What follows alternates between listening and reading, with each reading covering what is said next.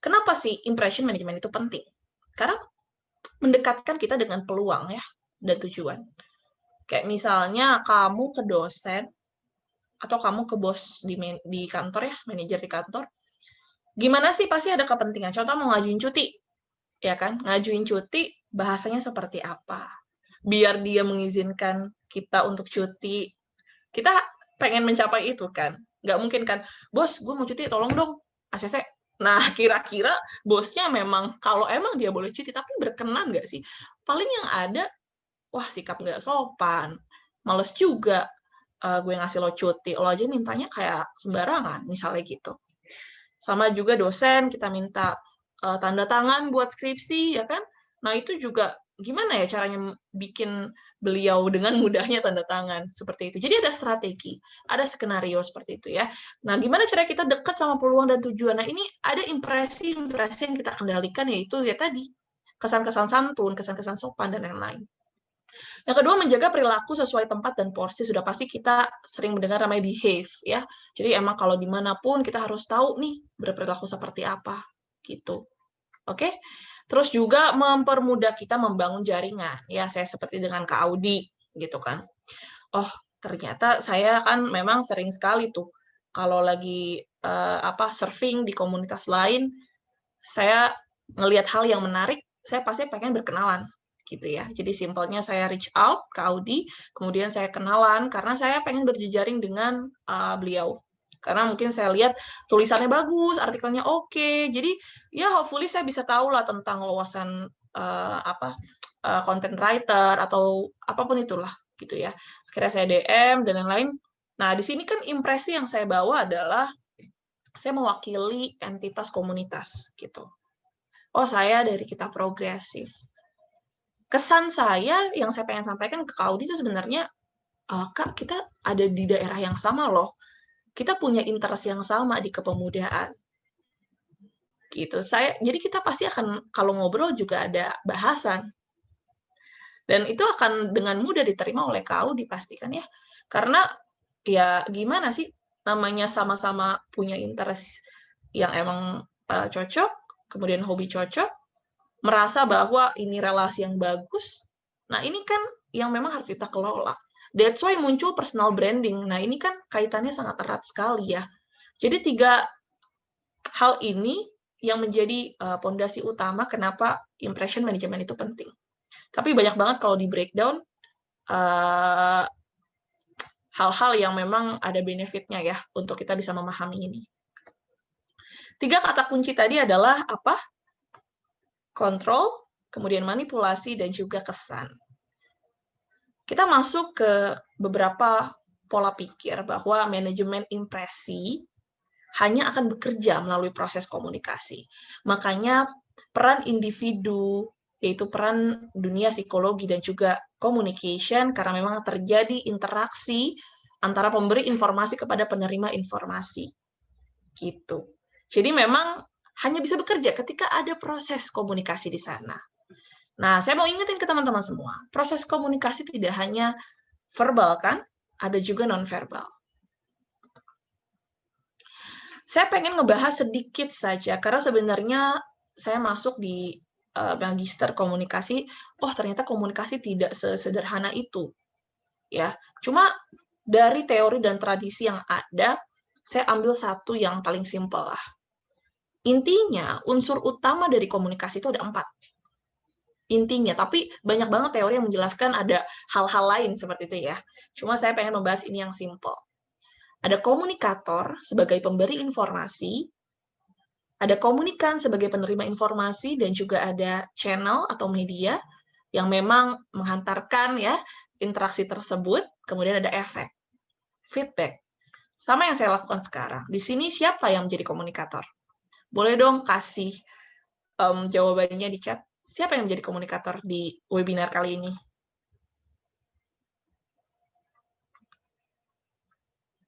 Ada yang belum jawab? Emang belum semua ya?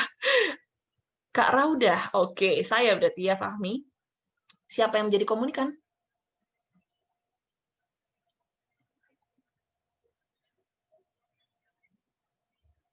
Siapa yang menjadi komunikan? Kak Raudah, Kak Fahmi. Oh, kita, baik. Oke, peserta ya. Komunikan siapa ya? Kemudian apa yang jadi channel? Apa yang menjadi channel dari webinar kali ini? Zoom, betul. Yes. Dalam jaringan ya, online berarti ya. Kemudian efek. Oh, efeknya itu maksudnya apa efek?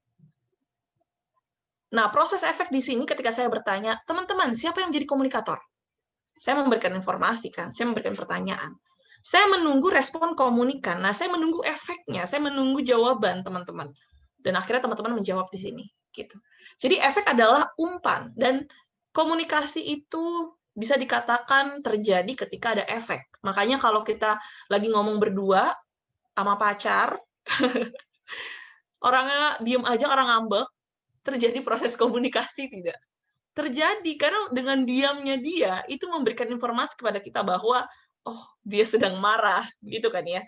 Jadi intinya, proses komunikasi yang efektif sebenarnya ketika ada umpan balik, secara verbal juga.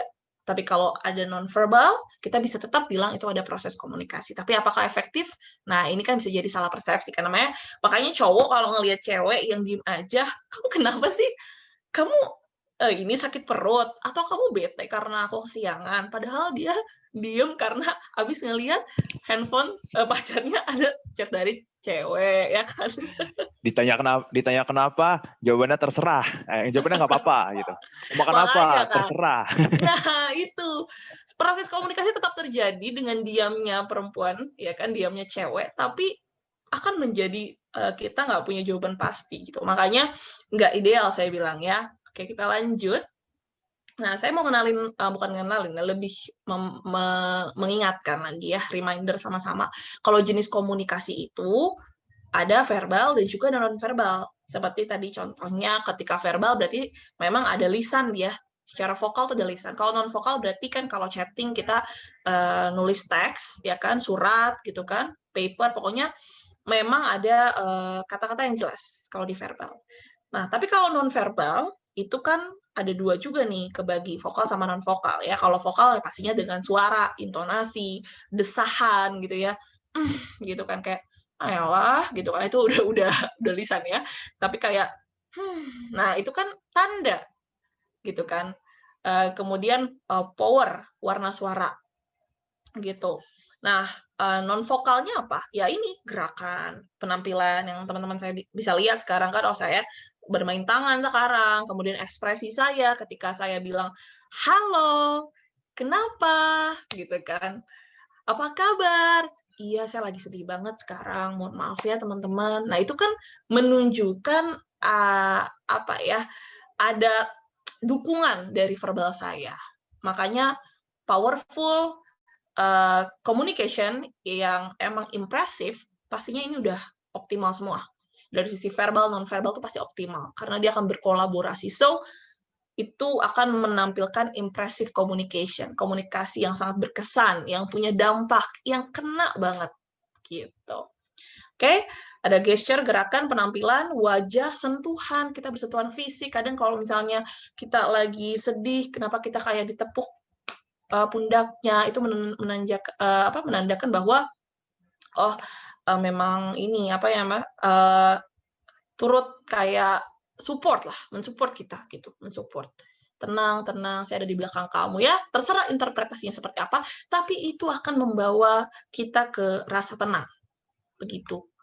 Sentuhan fisik itu juga menjadi non-verbal. Jadi ada proses pesan yang sampai gitu ya, walaupun tidak kita bicarakan. Oke? Non-verbal. Nah, kita masuk lagi ke tahapan pemikiran berikutnya, bahwa impression management itu fokus pada dua hal, ya, sebagai komunikator dan juga non-verbal communication.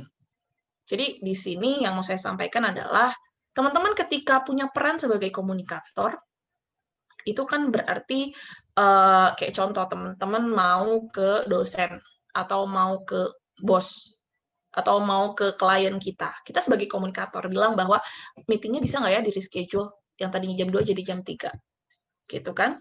Nah, kira-kira kesan apa yang pengen teman-teman sampaikan? Kesan bahwa teman-teman nggak profesional, atau kesan teman-teman emang kayak menganggap bahwa ini ada hal yang urgent di luar kontrol saya, dengan berat hati saya ingin coba request untuk reschedule. Nah, kesan mana? Teman-teman harus punya strategi dulu nih sebelum melancarkan komunikasi. Gitu. Nah, berarti kan peran komunikator atau pemberi informasi ini yang menjadi pembahasan kita. Kita fokus kepada komunikator. Kita tidak fokus kepada komunikan. Sorry. Kita tidak fokus kepada komunikan, efek, channel, tapi lebih fokus komunikator. Oke? Nah, kita juga fokus kepada non-verbal. Karena namanya impression management itu erat kaitannya dengan non-verbal. Ketika dia verbal itu udah sangat firm, kamu bilang bahwa misalnya gini, saya cerdas. Nah, firm banget saya menyampaikan pesan bahwa saya cerdas dan teman-teman harus nerima itu. Nah, di sini kan ada kesan lagi kan bahwa wah sombong dan lain sebagainya, tidak terkontrol. Tapi impression management itu seperti tipis-tipis ya kita ngelihatnya. Gitu. Nah, untuk bisa manage this impression itu pasti butuh seni dan jam terbang kan. Cuma at least teman-teman bisa tahu dulu nih keilmuannya. Saya juga masih sangat belajar loh tentang ini. So, ngomongin soal unsur yang emang kita fokus di komunikator dan juga fokus kepada jenis komunikasi nonverbal, karena itu yang dibahas di impression management. Ternyata komunikator itu erat kaitannya sama identitas diri. Kalau yang namanya kesan udah pasti identitas diri yang akan bicara. Misalnya ada dua teman A sama teman B namanya ya. Kita si teman A sama teman B ini dua-duanya kita anggap komunikator. Mau minjem duit sama saya misalnya, saya si komunikannya. Teman A bilang seperti ini, Bel, gue mau minjem duit 1 juta. Gitu. Teman B juga bilang mau minjem duit 2 juta. Ini gue yang kaya apa gimana ya? Ya pokoknya intinya dia mau minjem duit sama aku contohnya gitu. Tapi saya melihat yang A ini punya riwayat dia pernah dengar cerita gitu kan. Kalau misalnya dia tuh nggak bayar utang sama teman aku lagi gitu kan. Terus juga yang keduanya sama, nggak bayar utang. Jadi dua-duanya tuh nggak bayar utang dua-duanya. Saya bisa menentukan yang mana ketika saya mau ngasih yang mana gitu kan. Udah dua-duanya nggak punya utang, dua-duanya nggak bisa bayar sama teman yang aku yang lain, terus aku harus minjemin ke siapa ya gitu. Tapi ketika saya disuruh memilih harus minjemin ke siapa, yang menjadi tolak ukur saya adalah bagaimana dia punya alasan, bagaimana dia bisa menyampaikan kepada saya dengan kekuatan komunikasinya dia gitu. Apa yang kira-kira mendekati dengan hal-hal yang logik dan real yang akhirnya saya bisa pilih. Dua-duanya punya kekuatan yang sama, dia sama-sama negatif, punya riwayat negatif, tapi dua-duanya saya bisa lihat lagi nih, ketika saya harus meminjamkan uang, kepada siapakah saya pinjamkan? Kepada si A atau si B? Si A dengan gaya komunikasi yang memang nggak jelas. Dia cuma bilang bahwa saya mau minjem 1 juta, boleh nggak Bel? Tapi yang B, ketika dia ngomong mau minjem uang, dia pakai mungkin kalau dari teks kita ngomongin teks dulu, itu kan masih dengan verbal ya. Pakai emot-emot misalnya, terus tolong banget, mohon banget, ini beneran gue ganti dan lain sebagainya. Intinya ada persuade di sana, ada simbol yang juga bisa ngebantu saya bahwa oh ini orang benar-benar dibutuhkan. Begitu. Nah, kemudian di sini erat kaitannya sama identitas diri kan. Pastinya berhubungan sama self concept. Gitu. Jadi kalau udah ngomong identitas, udah banyak tuh arahan belakang-belakangnya. Oke. Sebentarnya ada yang ngechat saya bilangnya mau minta link, Kak. Bentar ya. Ngechat. Dia minta link langsung. Oke, saya copy-in dulu ya. Bentar ya teman-teman ya. Oke. Yes. Oke. Jadi erat kaitannya dengan self-concept. Nah, konsep diri itu adalah bagaimana seseorang memandang dirinya sendiri, positif atau negatif. Kalau tadi mungkin case-nya kompleks karena dia punya riwayat-riwayat tertentu. Gitu. Nah, kemudian saya punya contoh lagi, saya harus milih satu orang dari 2 untuk bisa jadi MC. Gitu ya. Contoh ya, saya lagi ada di teman-teman komunitas, di relawan gitu kan, terus relawan banyak. Saya harus memilih dari 2 orang ini siapa yang akan menjadi MC di grand launching kita progresif gitu kan. Nah, kira-kira yang saya pilih itu dia yang punya konsep diri yang positif atau negatif? Pastinya kan positif. Cuma ngukurnya dari mana? Pastinya kan ujung-ujungnya adalah kepercayaan dirinya dong. Gimana caranya dia bisa berperilaku, itu yang menentukan adalah orang ini pede apa enggak. Nah, kalau ketika orang itu pede, pastinya orang itu percaya diri. Dan self-concept-nya pasti juga akan positif. Gimana kamu, teman-teman semuanya, menilai nih diri kamu sendiri? Kamu orang yang berkualitas atau tidak? Orang yang bisa bersaing atau tidak? Orang yang punya talent enggak? Nah, ini konsep-konsep seperti ini harus dibangun.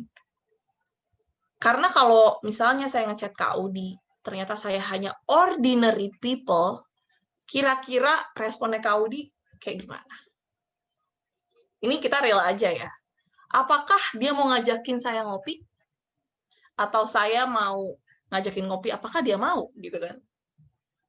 Coba jawab sendiri ya, teman-teman. Kira-kira gimana sih kita bisa ketemu orang hebat? Kita bisa ketemu orang yang luar biasa? Kalau emang kita nggak ngedesain diri kita atau tidak menganggap diri kita itu memang juga worth it. Oh, saya bukan orang biasa loh. Secara tidak sadar, kita mengonsepkan diri kita harusnya seperti itu. Saya punya talent, saya bisa bersaing, saya kompeten, saya berprestasi. Apapun hal-hal yang positif, masukkan kepada diri Anda. Karena memang ini akan membantu impression management menjadi lebih sempurna. Dan akhirnya jalan, efektif. Oke, jadi kalau tanda-tanda orang yang punya konsep diri positif tuh penghargaan terhadap dirinya tinggi. Makanya kalau orang-orang entertainer, rata-rata konsep dirinya tuh positif ya. Dalam artian gini, misalnya MC, dia posting sana-sini untuk dapet job. Dia menganggap bahwa, ya saya memang bagus kok, nih penampilan saya kotor, posting. Performance saya bagus, posting. Walaupun kita ngeliat nih orang narsis banget, tapi sebenarnya dia punya rasa percaya diri yang tinggi dan itu sangat ditentukan oleh konsep dirinya yang positif. Atau biasanya kalau di dunia psikologi tersebut adalah self-esteem, penghargaan. Terus konsep diri yang negatif, ya kebalikannya, penghargaan terhadap dirinya rendah. Nah, biasa tanda-tandanya orang yang sering ngeluh, yang kayak, gue nggak bisa, gue takut. Terus misalnya ngomong kayak apa lagi ya, duh bukan gue banget. Ini mah gue 0 kali kalau ujian. Nah, itu hati-hati kayak gitu ya, walaupun bercanda, kadang kan kita kalau lagi chill suka kayak mau merendah tapi ngehina-hina diri gitu ya. Cuma sebenarnya tergantung konsep ya, tergantung konteks juga. Kamu lagi berbicara seperti itu memang the truth, emang kamu beneran bilang bahwa saya nggak akan kalah dengan dia atau bagaimana gitu. Jadi yang bisa jawab teman-teman sendiri. Gimana teman-teman bisa memaknai teman-teman apakah emang punya kualitas atau enggak. Jadi kalau ngelihat orang yang berprestasi, harusnya sekarang udah mulai diubah tuh, jangan jiper, tapi lebih kepada, oh alhamdulillah dia memang fokus dan kelebihannya di sana. Tapi kalau saya di sini, jadi ya nggak apa-apa gitu. Jadi memang ada yang kita lihat lagi dalam diri kita yang akhirnya nggak bikin kita jadi minder, tapi lebih ke positivity kita gitu loh. Jadi bukan ngelihat orang yang hebat, oh dia hebat di bidang ini. Saya tapi hebat di bidang ini, dia belum tentu. Nah, percakapan kepada diri sendiri itu sangat melatih pembentukan konsep diri yang positif. Kenapa saya bahas konsep diri? Hopefully teman-teman bisa memahami bahwa ternyata ini yang menentukan identitas kita. Gitu. Jadi tadi saya bilang bahwa komunikator ini menjadi fokus utama subjek dari impression management. Kalau ngomongin komunikator, itu erat kaitannya dengan individu. identitas. Makanya identitas saya bedah agar teman-teman bisa memahami bahwa kunci memiliki identitas yang luar biasa, identitas yang oke, yang positif, itu adalah bagaimana kita memandang diri kita. Oke? Konsep diri pastinya menentukan sikap percaya diri. Itu sudah pasti. Karena ya tadi, namanya kalau udah kita tahu penghargaan kepada diri kita tinggi, karena konsep diri kita positif, ya kita mau ngapain aja juga merasa bangga, merasa sepertinya memang saya worth it, saya juga harusnya bisa sukses, bersaing, apapun lah hal-hal yang positif. Gitu. Jadi pasti ini akan ngaruh kepada kepercayaan diri. Kita mulai sedikit masuk ke area public speaking ya. Jadi kalau impression management dalam public speaking, itu sebenarnya sangat-sangat membantu kita. Apapun problem kamu, itu sebenarnya ujungnya adalah di krisis kepercayaan diri. Setuju nggak sih? Takut, grogi, ngerasa kayak takut salah. Ya takut ya, yang namanya awalan takut itu ujung-ujungnya sebenarnya krisis PD. Teman-teman harus paham juga bahwa public speaking itu adalah kebutuhan. Berbicara di hadapan 2 orang doang, itu tuh udah termasuk public speaking. Di keluarga kita ada ibu, ada bapak, ketika kita ngomong sama orang tua kita, itu sebenarnya sudah terjadi loh fenomena public speaking. Bukan hanya untuk orang-orang yang berprofesi di atas panggung, itu udah lagu lama. So, teman-teman harus ingat bahwa public speaking itu adalah needs. Makanya wajib kita harus mengasah skill kita untuk berbicara di depan umum. Pentingnya mengontrol sebuah kesan dalam public speaking. Namanya public speaking, satu orang yang ngomong, yang ngedengerin, banyak. Peluang untuk jenuh itu pasti ada. Peluang untuk mereka tidak terkendali, mereka tidak mendengarkan kita, sudah pasti sangat besar. Tapi gimana caranya kita bisa mencapai yang namanya impressive communication, atau komunikasi yang punya kesan? Gimana cara kita bisa mengelola kesan-kesan itu bahwa, guys, dengerin saya dong, please. Tapi saya nggak ngomong kayak gitu, gimana ya caranya? Nah, itulah implikasi dari impression management. Saya nggak perlu bilang, hai teman-teman semuanya, lihat saya, please, dengerin sampai 2 jam. Gitu. Tapi gimana caranya saya secara non-verbal membuat sesi ini agar bisa tetap stay, mendengarkan secara fokus, teman-teman bisa memahami. Nah, ini kan punya seninya. Saya kontrol. Oh, ternyata saya optimalkan di bagian gesture. Ingat, kalau ngomongin impression management, ada 2 hal. Komunikator dan juga, apa satu lagi? Komunikator dan, ada yang bisa bantu? Unsur non-verbal communication. Nah, di sini mungkin banyak banget istilah, semoga teman-teman nggak bingung, tapi saya akan sebisa mungkin simple way untuk bisa menyederhanakan formula-formula ini. Komunikator dan apa, teman-teman? Saya reminder teman-teman lagi untuk masuk ke sini. Nah, non-verbal, ya. Komunikator X non-verbal. Ya, ini adalah unsur kita ngebahas impression management. Oke? Siapa yang jadi komunikator? Siapa yang jadi komunikator, teman-teman? Nah, ini feedback. Ayo, saya mau ada feedback di sini. Kak Rauda. Oke, saya mau ada teman-teman punya feedback. Oke. Kalau non-verbal itu adalah, ya ini ya, intonasi, desah, power, warna suara, gesture, gerakan. Oke, jadi fokus kita ngebahas ini. Apa keyword dari impressive management? Impression management. Ada 3 kata kunci di awal. 3 kata kunci di awal. Jadi kalau ngomongin impression management itu, apa aja? Ingat nggak di awal? Ada 3. Yang bisa jawab, saya pengen punya hadiah, nanti saya akan kasih ke Audi juga ya, hadiahnya buat teman-teman. Voucher, lagi-lagi, kita masih banyak voucher. Wah, keren banget Putri. Manipulasi, kontrol, dan kesan. Boleh banget voucher nanti buat Putri ya. Vouchernya ada Genflix dan juga ada treatment. Oke, keren banget ya. Tiba-tiba ada hadiah. Oke Putri, nanti aku kasih ke Audi ya. Mungkin nanti bisa disampaikan juga. Oke, teman-teman ya, kita akan lanjut ya. Bener banget, 3 kata kunci dari impression management itu adalah ini, manipulasi, kontrol, dan kesan. Kenapa sih ngomongin manipulasi? Kok kayaknya negatif ya Kak kata-katanya? Coba bayangin, teman-teman pernah dengar gak sih? Kayak kita lagi ada di industri hiburan, terus ternyata kita habis ada berita duka, tapi harus banget nge-MC, atau Kak Audi harus banget jadi announcer gitu kan. Kayak harus siaran, tapi baru dapat berita duka. Kira-kira kita pengen punya impresi yang tetap energik, nggak mengurangi kualitas performance kita. Orang nggak akan mau tahu kita mau sedih kayak apa. Yang penting dia pengennya kamu memberikan performance yang paling terbaik. Sama di area public speaking kita akan bahas seperti itu kan. Nah, pastinya kan kita harus manipulasi diri kita dong untuk bisa bilang ke teman-teman, saya happy hari ini. Padahal dia belum tahu kalau saya baru putus, misalnya gitu.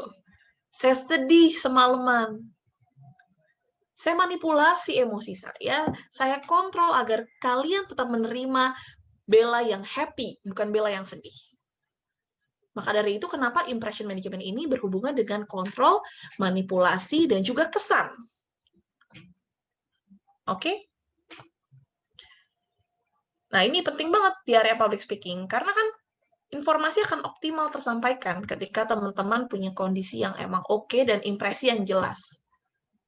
Makanya orang kalau yang public speaking-nya itu bagus, ketika kita ngedengerin berjam-jam pun juga sangat menikmati.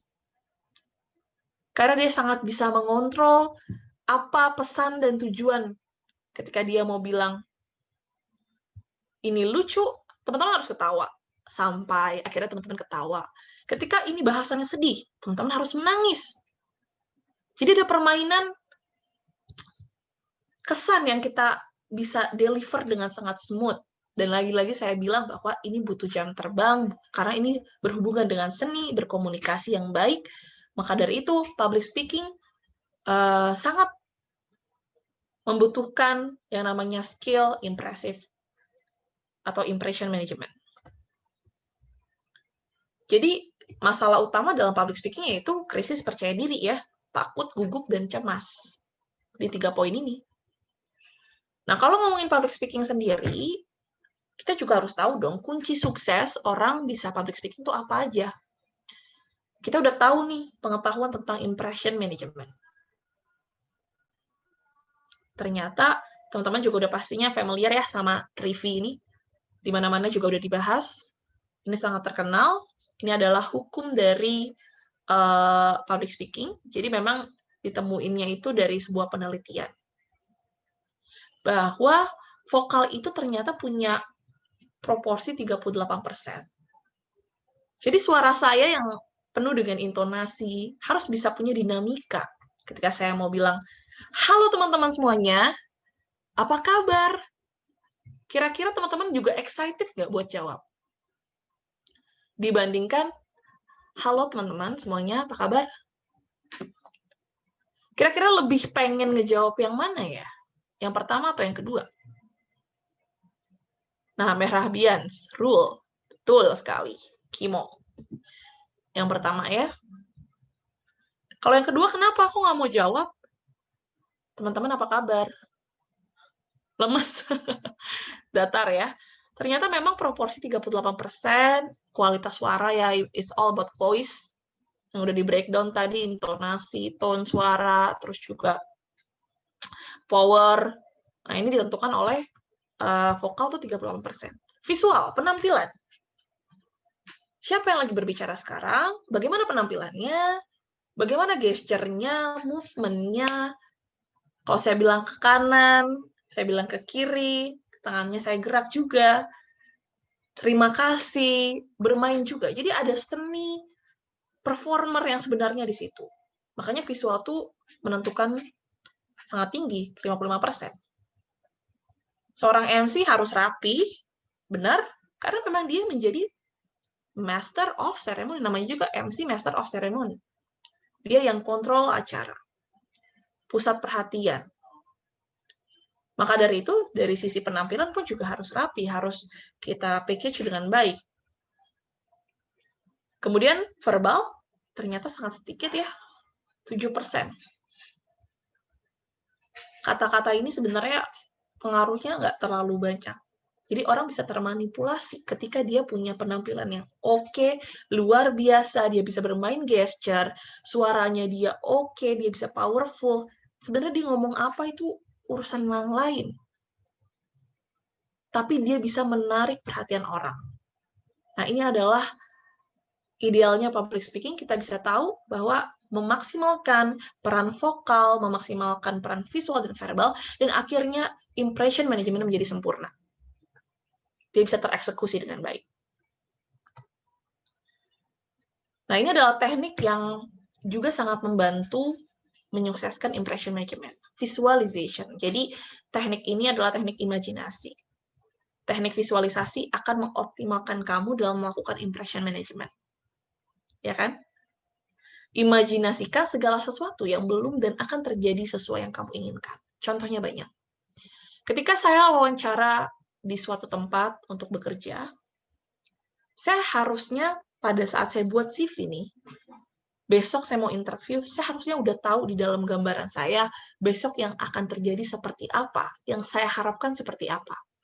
Saya sudah membayangkan, saya masuk ke dalam lift-nya, saya turun, lalu saya bertemu dengan seorang rekruter, mau wajahnya kayak apa, saya buat-buat, yang penting saya akan ketemu, saya akan bersalaman dan dia akan tersenyum, lalu saya akan dipersilakan duduk, dan di situ saya akan sukses memaparkan tentang diri saya bisa menjawab pertanyaan dengan sempurna, kemudian saya pulang dan saya mendapatkan kabar gembira bahwa saya diterima. Itu adalah teknik berimajinasi, visualization. Karena kita sudah tahu konsepnya, apa kesan yang pengen saya sampaikan dari detik ke detik, menit ke menit, dari segmen per segmen, saya juga sudah membayangkan hal itu terjadi.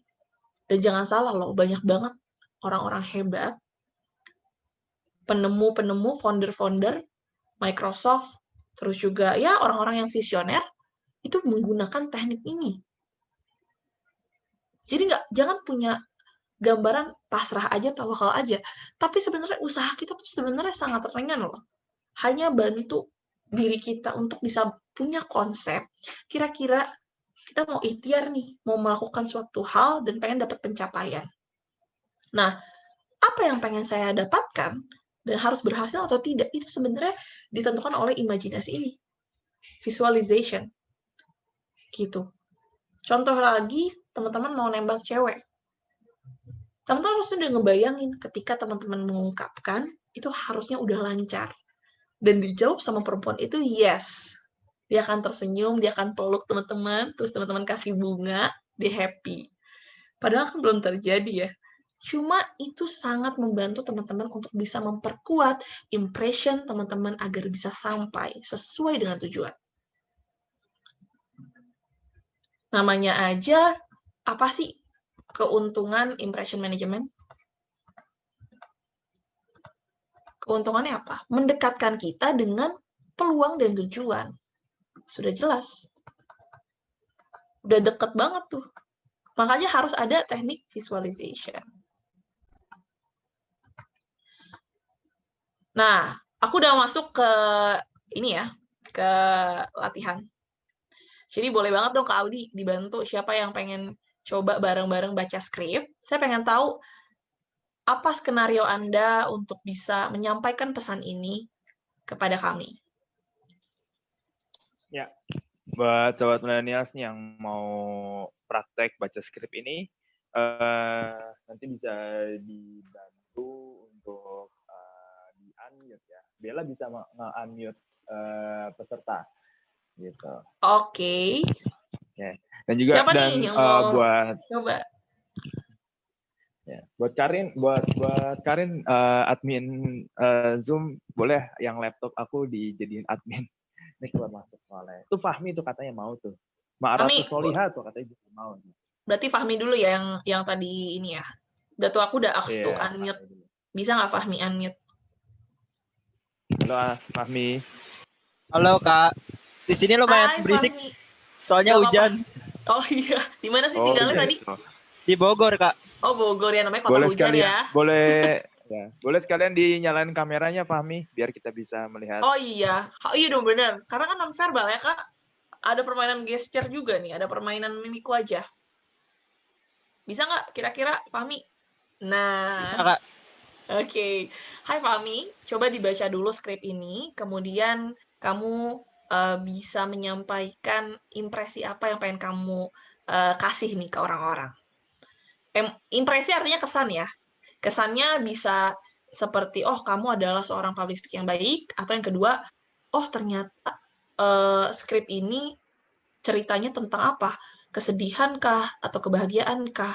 Atau kebanggaan? Apapun. Nah, sekarang saya mau minta kamu sebelum baca, saya pengen kamu bikin konsep dulu.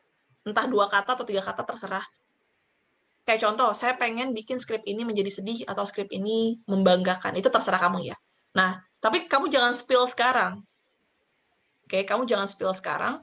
Kamu tentukan dulu. Impresi apa yang pengen kamu sampaikan? Ya, saya hitung sampai 5, udah kamu tentuin belum? Misalnya tadi ya, kayak kamu bisa pengen ngasih tahu ke orang-orang kalau saya tuh seorang MC. Itu kan bisa juga tuh kamu sampaikan dari skrip ini kan, berarti kamu harus bagus, misalnya kayak gitu. Oke? Saya tentukan sampai 5 detik ya, kamu harus tentuin dulu impresi apa aja. 1, 2, 3, 4, 5. Udah, Fahmi? Udah. Ada berapa impresi yang pengen kamu sampaikan di kalimat ini? 2. 2 ya. Oke, ada 2 ya. Oke, silakan Fahmi, sudah dibaca. Kalau udah siap, boleh langsung public speaking ya dengan skrip ini. Halo semua, selamat malam, selamat sore. Assalamualaikum warahmatullahi wabarakatuh.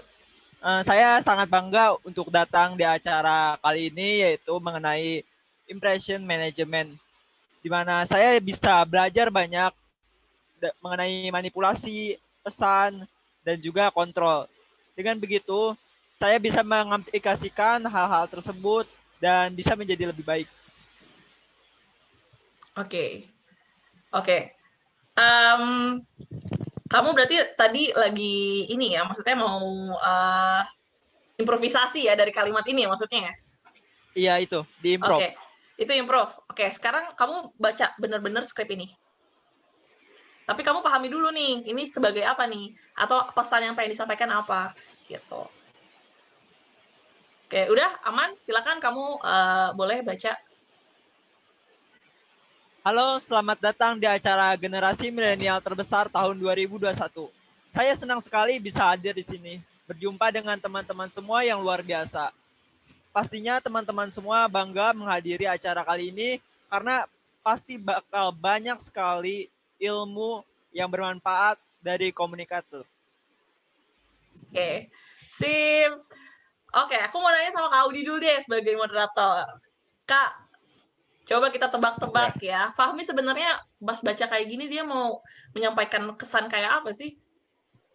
Ya kalau aku sih dapetnya dia itu ngasih kesan bahwa exciting untuk ikut acara generasi milenial terbesar tahun 2021 dan ada kesan untuk mengajak juga teman-teman untuk datang ke acara ini soalnya banyak ilmu yang bermanfaat dan baik untuk dipraktikkan gitu. Jadi dia tuh sisi exciting-nya itu ada, sisi mengajaknya pun ada gitu.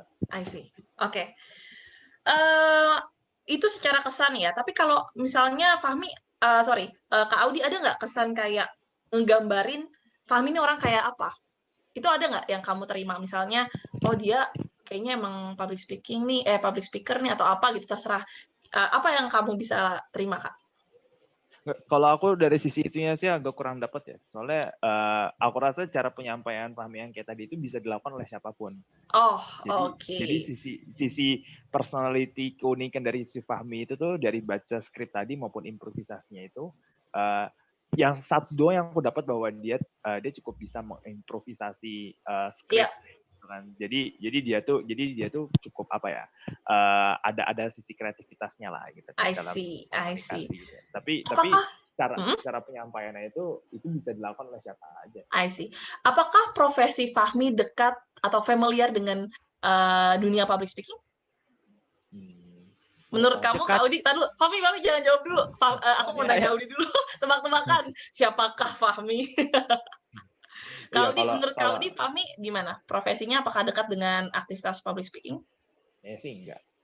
Kayaknya sih enggak. Kita tanya Fahmi. Fahmi, kira-kira profesi kamu apa? Untuk profesi sendiri saya masih mahasiswa dan sebenarnya saya masih belajar mengenai self development sih. Oke. Dan lumayan dekat juga sih. Soalnya ada masih tahap pembelajaran gitu, apalagi mengenai impresi manajemen ini sih. Oke. Kamu MC atau moderator? Sering jadi MC, jadi moderator? Terus berpidato di depan orang-orang? Sering, Fahmi? Nggak sering sih, kadang. Oke. Ternyata sampah ya, Kak Audi ya. Ternyata betul, dia memang masih belajar dan bukan seorang public speaker gitu ya. Kemudian Fahmi, tadi 2 yang udah kamu set di awal itu apa? Impresi apa yang pengen kamu sampaikan? Bener sih kata Kak Audi, yaitu yang pertama excited dan rasa bangga, yaitu untuk persuade orang-orang juga, audiens. I see. Oke ya. Jadi hal-hal tersebut ya, Fahmi, kamu sudah berhasil bisa menyampaikan ke teman-teman bahwa saya bangga hadir di generasi milenial gitu ya. Tanya nih ada event terbesar tahun 2021, lalu pengen ngajak teman-teman gitu kan untuk bisa yuk meramaikan acara ini gitu. Tapi ternyata identitas kamu ini masih belum kebaca gitu. Kira-kira apakah kamu memang sudah proper di dunia public speaking? Ternyata impresi itu belum terlihat. Karena konteks kita ngomongin ini adalah apakah seorang Fahmi public speaker yang sudah baik, sudah memang terbiasa gitu kan. Nah, ternyata impresi tersebut belum Fahmi. Gitu. Nah, makanya kan kamu apakah sudah mengoptimalkan peran ini? Peran Trivi. Nah, kira-kira ada yang bisa bantu saya? Apakah komponen yang mungkin Fahmi tadi kurang highlight gitu ya, kurang dia keluarkan di bagian apa? Kira-kira verbalnya padahal oke ya Kak ya, udah improve. Iya. Kalau verbalnya sih ya secara powernya sih oke gitu kan. Tapi kalau mau teknik lebih dalamnya lagi tuh sebenarnya tuh bisa dibuat cakep tuh kalau misalnya dia pakai suara diafragma atau kan ala-ala penyiar radio gitu. Oke, berarti ada vokalnya ya. Kualitas suara karena ada suara hujan. Suara hujan disalahin. Oke. Nah, di sini ada yang bisa mungkin menambahkan juga kira-kira Fahmi tadi kurang ngehajar di bagian mana nih? Selain Kak Audi mungkin ya, aku pengen tahu teman-teman apakah memahami. Kata Mar'atus Solihat tuh ekspresi. Oke, ekspresi. Nah, Kimo, visual ekspresi. Yes, betul banget. Suara hujan disalahin. Betul, Fahmi. Kamu ngerasa nggak tadi visual kamu atau kayak ekspresi kamu bermain apa enggak? Kamu ngerasa itu bermain apa enggak pas kamu bacain? Masih kurang sih. Soalnya tuh waktunya itu 5 detik. Jadi kayak kurang prepare gitu. Oke, sekarang saya kasih kesempatan satu lagi ya. Kamu maksimalkan Trivi tadi. Maksimalkan visual kamu, ekspresi berarti ya. Kemudian maksimalkan vokal, kemudian juga maksimalkan verbal gitu ya.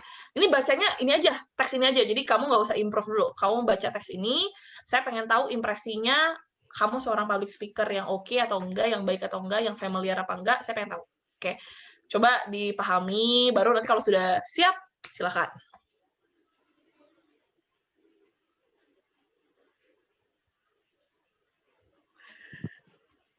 Ya mungkin peserta lain juga bisa baca juga skrip ini gitu kan. Terus coba ada skrip kedua. Gitu. Ntar kita ada skrip kedua.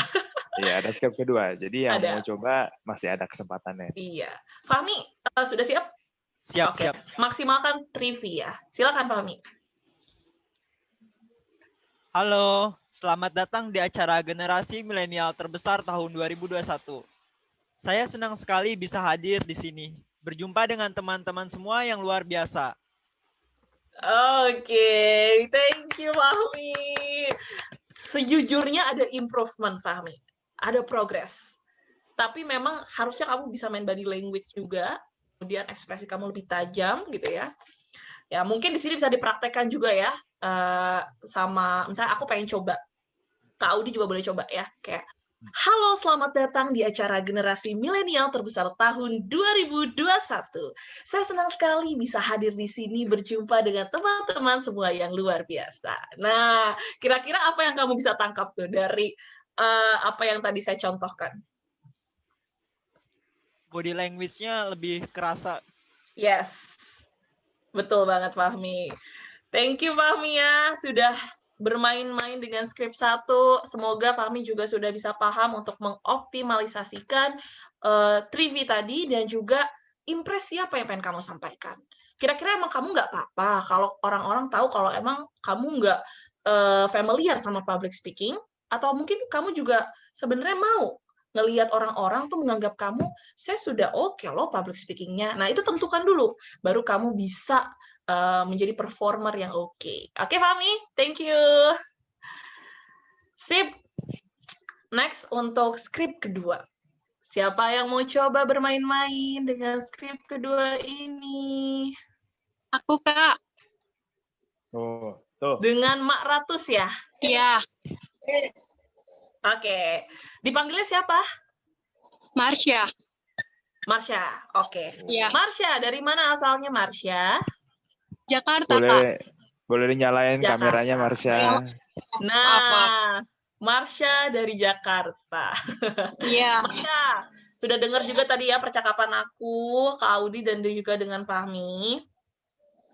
Kamu gimana nih, Marsha? Sekarang set dulu impresi apa yang pengen kamu sampaikan, apa yang pengen kamu share. Nah, ragam impresinya juga tadi udah banyak ya. Bisa pengen ya emosi apa yang pengen kamu sampaikan. Yang paling penting adalah orang-orang tuh bisa nilai kamu tuh jago public speaking tuh apa enggak, bisa public speaking apa enggak tuh dari skrip ini. Oke? Silakan, Oke, Kak. Marsha, dibaca dulu skripnya, di set dulu untuk impresinya. Ini langsung mulai aja, Kak. Oh, udah siap. Berarti impresinya kamu udah set. Udah. Udah, oke. Kemudian, kamu udah baca skripnya? Udah. Sudah paham ya? Baik. Oke, silakan. Halo semua. Halo, selamat pagi, teman-teman. Maaf. Saya kira selamat pagi. Bentar ya. Ada, Kak. Bentar. Sorry. Baca aja nih, bener-bener kata-katanya ya. Jadi jangan improve dulu. Oke. Halo, selamat siang teman-teman semua. Saya meminta maaf atas kesalahan ini. Saya akan bertanggung jawab untuk membuat kesuksesan di bulan depan. Oke. Ya. Ada yang mau menanggapi? Ditahan dulu ya, jangan dibocorin dulu ya, Marsha. Apa impresi yang pengen kamu sampaikan? Saya pengen coba tanya teman-teman di sini. Siapa yang mau menanggapi? Boleh banget open mic-nya.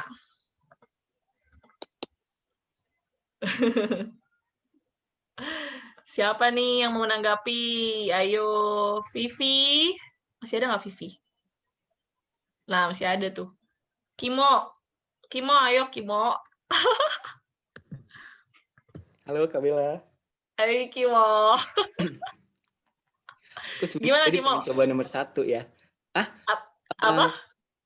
Enggak, tadinya pengen coba skrip nomor 1, but nggak apa-apa. Ya, enggak Kimo, ini tadi kamu dengar nggak kalau Marsha lagi ngomong? Oh, dengar. Nah, sekarang kamu coba tanggapin dulu, nanti baru Kimo coba ya. Sekarang, Oke, boleh. Sekarang kita mau tes dulu, kira-kira impresi apa yang emang disampaikan oleh Marsha dengan membaca skrip ini. Kamu nangkepnya kayak gimana nih kesannya? Nangkepnya tadi sih, aku nangkepnya ada rasa menyesal, cuman kurang gimana ya? Kurang mungkin maksudnya menyesal, tapi masih agak kurang gimana? suaranya tuh agak kurang lebih sedikit kayak tersenyum gitu loh. Suaranya tuh masih belum menyesal banget gitu ya. Ada cuman smiling voice-nya. mungkin maksudnya apa ya, minta maaf tapi supaya nggak terlalu sedih banget gitu loh, nggak bikin sedih mungkin ya gitu. Oke. Ada lagi?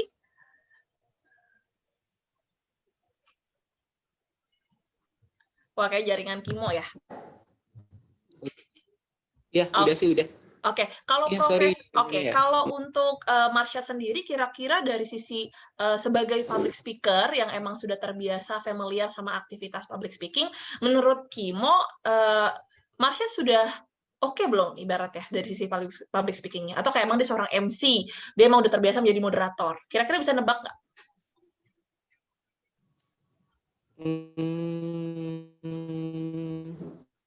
Ya ada sedikit familiar, cuman mungkin emosinya tadi agak plot twist dikit kali ya.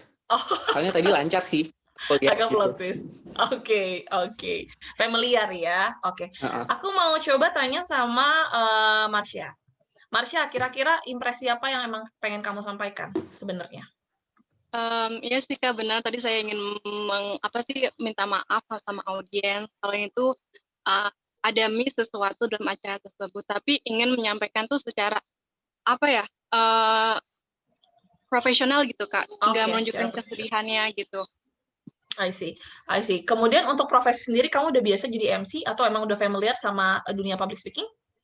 Belum Kak. Belum ya, I see. Oke. Nah, mungkin kalau feedback dari aku, ketika kamu membaca ini, rasa menyesalnya itu memang kentang, ya, tanggung, dia ada di tengah-tengah. Tapi lebih kepada respect seorang minta maaf tuh belum dapat. Jadi kayak, halo selamat siang teman-teman semuanya, saya minta maaf karena ini. Jadi kayak maunya sebel gitu. Ini orang minta maaf sombong banget ya gitu. Nah, unsur impresi itu lebih kuat menurutku ya. Cuma mungkin teman-teman yang setuju boleh banget di chat gitu kan. Nah, gitu ya paling sama kalau tadi ngetes kamu sebenarnya nggak jauh dari public speaking, maksudnya masih ada knowledge juga gitu, tapi memang belum menjadi profesi sepertinya ya, belum terbiasa juga mengoptimalkan Trivi tadi. Nah, kalau boleh ditanya, Marsha, kira-kira kamu kurang powerful di bagian mana Trivinya? Vokal, visual, atau di verbal? Menurut kamu? Vokalnya kali Kak, mungkin di vokalnya kurang kayak artikulasinya gitu, naik turunnya. Intonasinya ya? Oke, dari vokal berarti ya. Oke, sip. Thank you Marsha. Boleh tepuk tangannya buat Marsha. Thank you. Thank you Kak. Thank you. Yang mau coba, mungkin Kimo mau coba yang satu?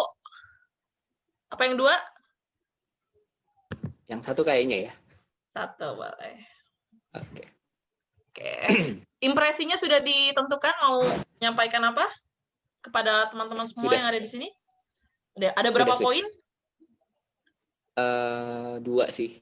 2, baik. Kemudian kita harus prediksi juga ya, nanti Kimo ini sudah terbiasa dengan dunia public speaking atau kualitas public speaking seperti apa, itu kita bisa lihat juga. Oke, silakan Kimo.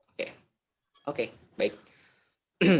Halo, selamat datang di acara Generasi Milenial Terbesar tahun 2021. Saya senang sekali bisa hadir di sini berjumpa dengan teman-teman semua yang luar biasa. Oke. Thank you. Silahkan yang mau kasih feedback untuk Kimo. Ada? Ntar saya manggil Kak Audi lagi nih. Kak Audi saya jadikan tumbal untuk menemani saya. MC banget. No. Miss Via.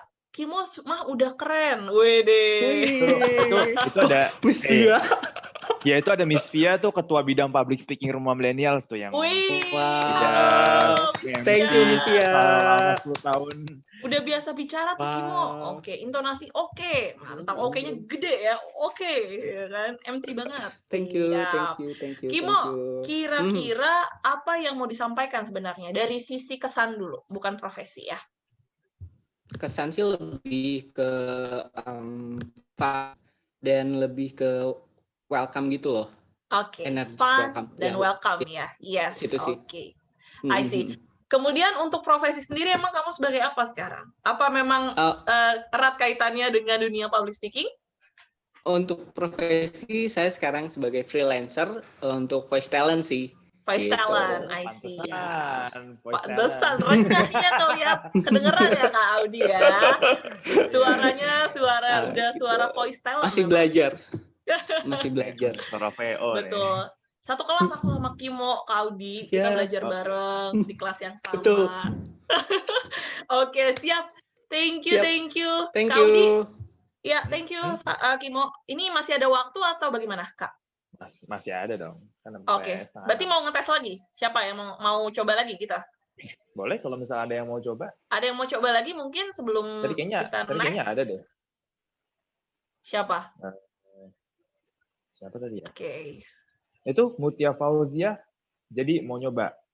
Mutia, jadi? Boleh. Oke. Mutia, mau yang skrip 1 atau skrip 2, Mutia? Skrip 2 aja deh. Oke. Harus sedih loh ini, nggak ada yang tergantung. Kamu mau bikin ini sedih apa enggak? Oke. Mutia, coba di set dulu impresi apa yang pengen kamu sampaikan kepada kita. Sudah? Wait. Oke. Ya, sudah. Sudah? Ada berapa? 1 aja deh. 1 aja deh. Nah, cakep nih. Fokus dulu ya buat seni menyampaikan satu impresi dengan baik. Betul. Kemudian, sudah siap? Ya, siap. Oke. Silakan. Halo, selamat siang teman-teman semua. Saya meminta maaf atas kekalahan ini. Saya akan bertanggung jawab untuk membuat kesuksesan di bulan depan. Mohon maaf sekali lagi. Oke. Terima kasih. Silakan yang mau menanggapi, kira-kira kesan apa yang Anda terima ketika mendengar Mutia?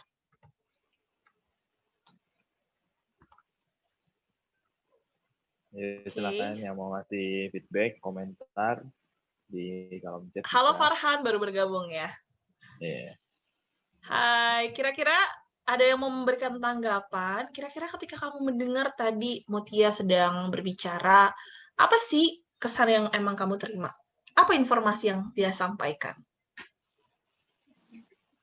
Apa tadi ya? Soalnya saya tadi pas jalan jadinya nggak terlalu denger.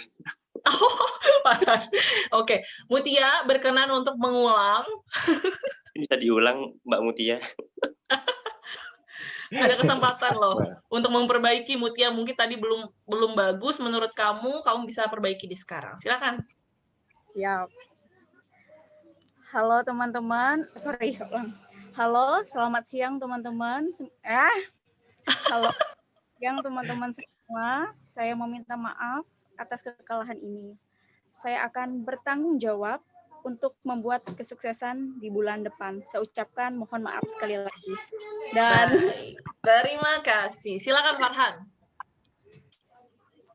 Apa menurut kamu kesan yang kamu terima dari topik yang tadi sudah dibicarakan sama Mutia? Farhan ini hilang. Farhan. Udah ngulang 2 kali loh. Aduh Farhan deh. Ya Farhan. Di-mute ya? Atau mau Mana Farhannya? Lah, Farhannya nggak ada. Ada yang lain? Itu dari Via tuh. Miss Via, udah cukup sedih dan terdengar ada penyesalan, tapi wajahnya tetap tegar. Sabar ya. Oke. Bener ya, oke. Kira-kira, Mutia, Farhannya hilang ya, jadi nanti Farhan, maaf ya kita lanjut dulu. Aduh maaf sinyal ya. Ya udah Farhan. Nanti coba kondusif dulu, ntar baru kita akan interaksi lagi. Kira-kira Mutia, impresi apa yang pengen kamu sampaikan sebenarnya? sebenarnya sedih, cuman gara-gara minta diulang jadi mau ketawa like that. Oke, tapi yang di pertama impresinya pengennya emang sedih gitu. Pengennya sedih. Ya benar, pengennya sedih, kayak nyesel banget kayak gitu. Oke, sedih dan nyesel banget ya. Kira-kira Kaudi, menurut Kaudi, sedih dan nyesel bangetnya udah nyampe belum? Sebenarnya dari cara dia baca yang kedua itu lebih Jadi itu lebih dapat kesan menyesalnya sih, karena dia pas bilang saya akan bertanggung jawab. Nah, di bertanggung jawab itu tuh kan apa poin penting di mana orang tuh merasa bersalah. Iya, iya benar. Kan itu yang di kedua tuh lebih bagus. Soalnya kalau yang pertama itu ya sih sedih gitu kan, cuman ada yang lebih flat gitu kan. Ada lebih flat. Ya. Oke, siap. Mutia, tapi kira-kira emang yang menurut kamu kurang di bagian trivinya, vokal, visual, sama verbal, kamu kurang di bagian mana tadi dalam membacakan ini? Vokal verbal kali ya? Vokal Kalau verbal verbal kan kamu baca. ya. Berarti Oh. vokal. Kayak kurang berirama gitu. Oh, intonasi. Iya, berarti di vokalnya ya. Sama tadi kalau katanya Miss V, kamu masih terlihat tegar wajahnya. Gitu. Jadi mungkin kalau ekspresi lebih sedih bagaimana? Oke. Saya coba contohkan untuk yang kedua ya. Oke. Halo. Selamat siang teman-teman semua. Saya minta maaf atas kekalahan ini. Saya akan bertanggung jawab untuk membuat kesuksesan di bulan depan. Kira-kira Mutia, apa yang kamu terima dari cara saya bicara tadi? Nyesal tapi masih profesional. Tapi profesional. Muka saya senyum nggak ya tadi? Enggak. Aman ya? Nah, mungkin Kak Ya. Audi boleh coba nih. Kita juga dengar dong dari Kak Audi. Yang pertama dulu, Kak. Ayo, tunjukkan kehebatan Anda. Oh, udah lama nggak nge-VO nih. Yuk, silakan. Yang pertama.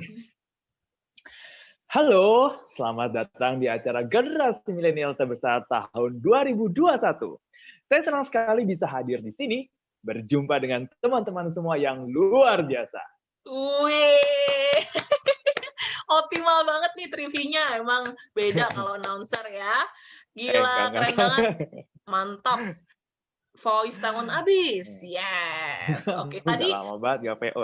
dapat kesan yang, oh ya, saya tanya dulu sama Kak Audi. Apa impresi yang pengen Kakak sampaikan?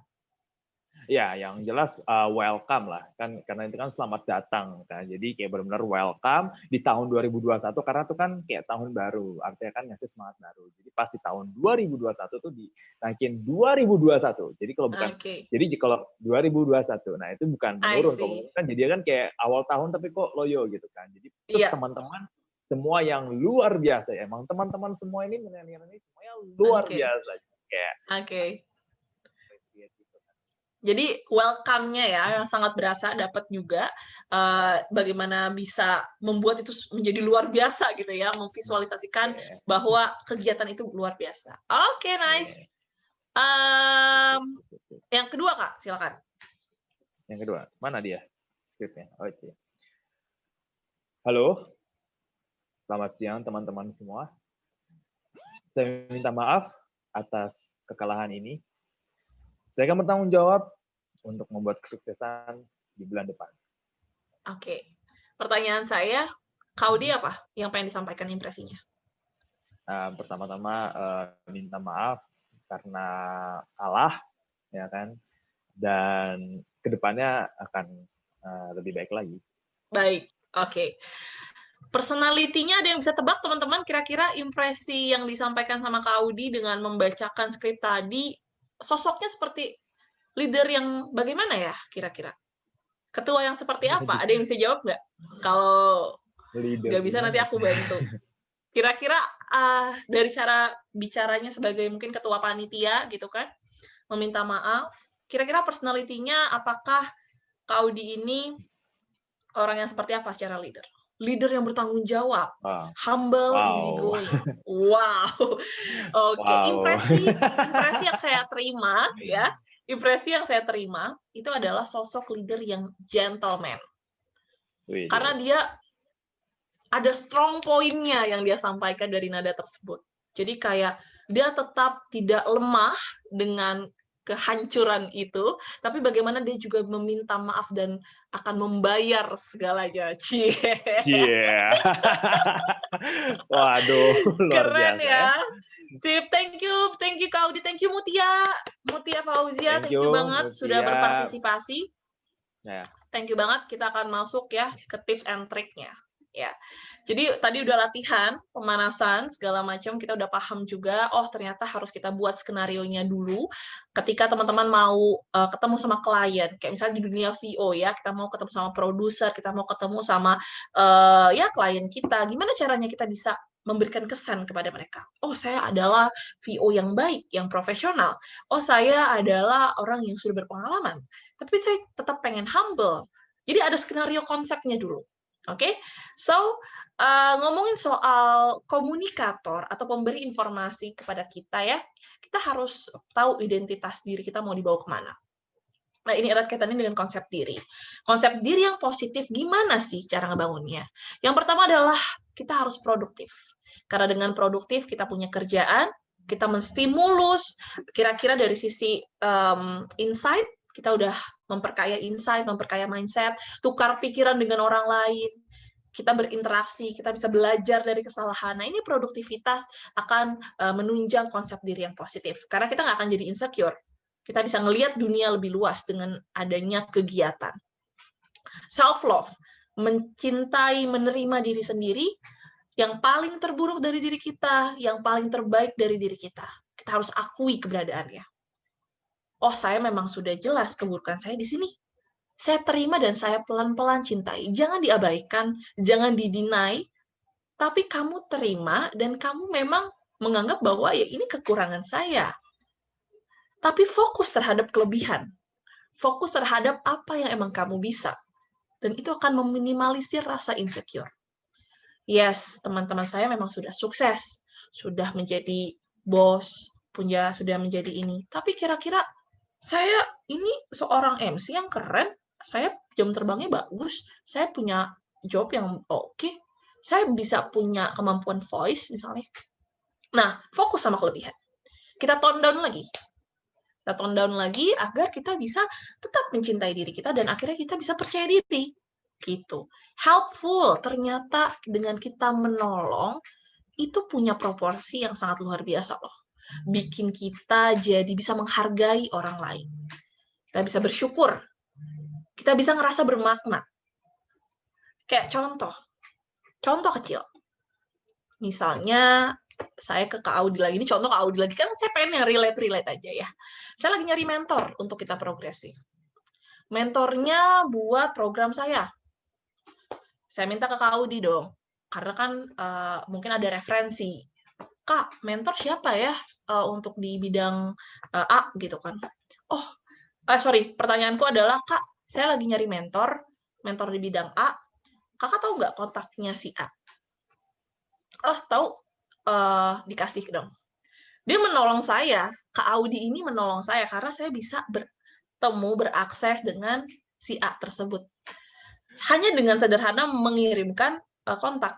Itu sebenarnya bagian dari menolong juga kan. Tapi kalau skala besar, kalau fenomena yang lebih makro, itu kan ya kita benar-benar turun ke lapangan, kita bagiin sembako dan lain sebagainya, kalau emang di bidang kemanusiaan seperti itu. Tapi nggak usah repot-repot kalau pengen jadi penolong sebenarnya. Akhirnya kan mungkin secara tidak langsung itu bagi Kak Audi biasa. Tapi sebenarnya dia punya makna. Dia punya hal yang akhirnya saya bisa lihat bahwa Kak Audi ini adalah jejaringnya oke, dan saya dibantu oleh dia. Kira-kira kalau dijelaskan panjang lebar begitu. Tapi itu adalah momen yang sangat sederhana kan. Kayak kita nggak bakal ngebahas itu. Tapi kalau kita breakdown, sebenarnya itu jawabannya. Jadi coba belajar untuk helpful, itu udah benar-benar nge-stimulus diri kita bisa lebih bermakna, bersyukur, dan juga berdampak. Sama kayak tagline-nya Rumah Millennials ya. Oke. Sip. Nah, di sini mungkin sedikit pengenalan. Sorry agak burem.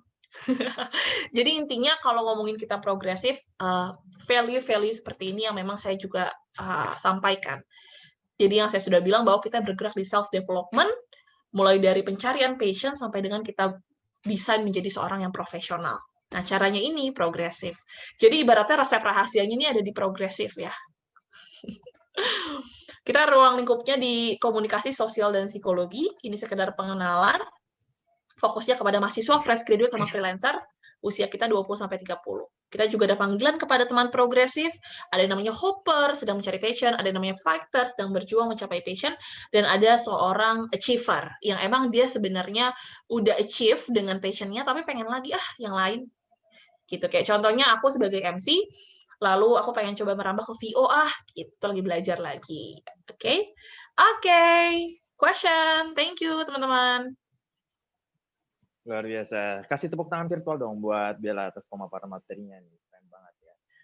Segala seluk-beluk mengenai impression management dan juga public speaking tentunya ya.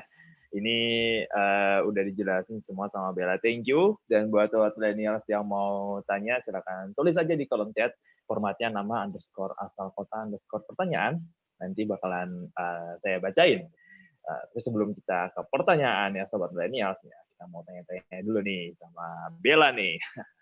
Bella, impression management kamu sebagai public speaking itu bagaimana? Katanya kan, soalnya Bella ini cerita sama aku waktu itu pertama kali, dia ini background-nya bukan, maksudnya dulunya belum pernah public speaking gitu kan. Ya, tapi dia pengen jadi public speaking gitu. Dia pengen jadi public speaker gitu kan. Nah, itu untuk memulai karir sebagai public speaker itu kan beda ya kalau misalnya kerja di kantor profesional. Karena kalau kerja profesional ya bikin kirim CV, email lewat job portal ya atau misalnya lewat LinkedIn bisa. Tapi lowongan kerja sebagai public speaker itu kan nggak ada. Nah, Bella, perjalanan kamu dalam membangun kesan sampai akhirnya kamu bisa jadi seorang public speaker seperti sekarang, itu gimana sih? Cerita dong. Yes, sebenarnya kalau untuk yang saya bangun dari nol itu memang bagian dari public speaking ya, yaitu MC sebenarnya. Lebih ke proyeksinya adalah profesi MC gitu. Nah, untuk menjadi seorang public speaker juga sebenarnya saya hati-hati juga sih sama title tersebut. Karena public speaker itu menurut saya berat ya, dia udah jadi trainer dan lain sebagainya. Kalau saya kan memang sebenarnya bisa dibilang adalah public speaking enthusiast saja, karena most of them, most the activity yang aku juga jalani itu memang areanya di voice talent dan juga ya ini, di publik seperti itu kan. That's why mungkin familiar dengan public speaking. Untuk bisa mengawalinya sih, kita akan ngebahas personal branding kali ya itu. Jadi intinya gimana caranya aku bisa tahu aku mau jadi apa dulu, gitu. Makanya kan di Kita Progresif juga ngebantu ya teman-teman yang emang pengen jadi apa, didesain dulu, tapi harus jadi profesional ujungnya. Jadi aku dulu emang cuma berpikir bahwa pengen punya profesi yang menghasilkan, tapi saya suka. Oh, memang saya suka ternyata ngomong di depan umum, gitu ya. Saya suka ya gimana ya, punya seni berbicara dan lain-lainnya sederhana seperti itu. Akhirnya pengen cuma ngomong tapi ada hasilnya gitu. Akhirnya MC, ya udah di situ fokus dengan prepare kira-kira budaya MC kayak apa, saya research. Jadi emang harus research juga. Jadi bukan ilmuwan doang yang research ya. Teman-teman yang emang lagi mau fokus sama profesi apapun itu, hobi kalian, karir ataupun karya itu harus research dulu. Kayak kira-kira karakteristik dari seorang MC pada umumnya seperti apa? Kira-kira apa sih yang bisa mendatangkan pekerjaan? Kira-kira bagaimana ya mendesain media sosial saya? Gitu. Nah, dari situ saya perlahan untuk membangun yang belum pernah punya klien pada saat itu akhirnya datang sendiri gitu. Cuma memang networking sangat membantu dan bagaimana effort kita untuk bisa menjemput bola gitu. Kita kenalkan bahwa saya MC gitu. Nah, menjemput bola itulah yang juga jadi tantangan banyak orang ya, karena kalau kita ini kan nggak bisa dipungkiri ya, punya budaya sungkan yang cukup kuat ya dari segi masyarakatnya gitu. Untuk kayak kita jemput bola, datang ke orang, memperkenalkan diri, itu kan penting untuk memberikan kesan terbaik supaya ya tadi itu mendatangkan job public speaking-nya. Jadi ada sesuatu yang dalam diri kita tuh kalau bisa dibilang tuh mental block atau sisi dari kita tuh yang nggak mau keluar dari zona nyaman itu. Karena kan kita harus usaha sendiri, kita harus melangkah sendiri tuh. Nah, gimana sih caranya supaya kita tuh punya mental menghancurkan mental block itu dan mau keluar dari zona nyaman? Nggak apa-apa kayak misalnya malu, nggak apa-apa awal-awal garing gitu kan, karena ya kalau nggak pernah dicoba kan ya nggak pernah bisa gitu. Benar. Iya. Untuk membangun itu arahnya mungkin aku bisa langsung masuk ke personal branding karena dia lebih praktis ya. Jadi intinya adalah support system gitu. Jadi ada satu materiku yaitu tentang support system. Mungkin aku sedikit share screen dulu sebentar. Ini juga aku bahas. Jadi support system ini memang sangat mempengaruhi perkembangan karir kita, Kak. Nah, di sini aku pengen kasih tahu, kemarin baru banget aku ngebahas ini sama Kampuspedia. Jadi aku pengen kasih tahu ke teman-teman. Bentar ya. Oke. Untuk personal branding sendiri. Ini tuh sebenarnya rada mirip-mirip. Nah, ini nih. Sorry, bukan Kampuspedia ternyata. Sama Genbi. Nah, ini dia. Aku share screen dulu. Ya, sama generasi Bank Indonesia waktu itu ya. Jadi, oke. Sebenarnya kalau untuk mau ngomongin soal impresi, itu harus erat kaitannya sama tujuan dulu. Nah, ini biasa kita sebut namanya passion, atau tujuan hidup, atau apapun deh yang pengen kamu capai untuk bisa fungsinya tuh impresi dikeluarin ngapain sih, gitu kan. Karena akan balik lagi. Sebenarnya mau manage impresi dan akhirnya ngeluarin impresi tersebut, sebenarnya apa sih tujuannya? Nah, role model ini sangat berperan. Mentor, support system. Siapapun yang teman-teman percaya dia bisa membantu kamu untuk bisa bikin kamu menjadi profesional atau mendekatkan kamu sama peluang, kayak kamu butuh feedback, kamu butuh improvement, kamu butuh input, nah kamu harus ada role modelnya. Role model itu bisa secara langsung ataupun tidak langsung. Kalau misalnya langsung, kamu kenal orangnya, kamu bisa berkomunikasi langsung. Gitu ya, kamu emang punya relation yang dekat. Tapi kalau tidak langsung mungkin bisa menjadi sosok yang public figure, yang emang kita hanya bisa lihat konten-konten yang dia bicarakan melalui YouTube-nya, Instagram-nya, kita bisa baca pikiran dan value-nya melalui karyanya, gitu. Jadi intinya peran untuk bisa kita bangun karir, lalu juga untuk bisa membuat impresi yang oke dan menjemput bola, itu sebenarnya ditentukan dari peran mentornya sendiri, atau peran role model. Makanya dengan research itu kita bisa tahu nih, tujuan kita apa. Nah, untuk jemput bola sebenarnya tinggal ini aja, berani aja. Karena kan namanya percaya diri itu sebenarnya dibangun karena kita itu tidak produktif. Karena insight kita jadi sempit, Kak. Insight kita sempit, terus mindset kita juga sempit, yang hanya kamu percayai cuma satu statement itu saja. Jadi karena satu statement orang lain, itu hancur. Tapi ternyata kita harusnya punya statement yang lain yang lebih bisa ngebangkitin hidup kita loh. Kayak misalnya, MC harus cantik. Harus rambutnya panjang, langsing, putih. Itu dapat informasi tersebut, ada yang ngomong kayak gitu.